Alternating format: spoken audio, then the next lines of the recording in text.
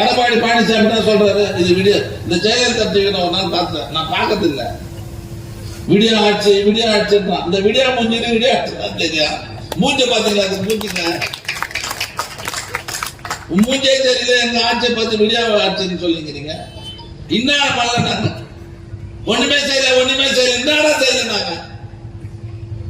தேர்தல் அறிக்கையில் சொன்ன 90% வாக்குறுதிகளை 100% வாக்குறுதிகளை 90% வாக்குறுதிகளை நிறைவேற்றி நாட்டு மக்களின் பேரன்பை பெற்றிருக்கிற ஒரே தலைவர், ஒரே முதல்வர் இந்தியாவிலே எங்க தலைவர் தவிர யாரும் அடையாளம் கட்ட முடியுமா?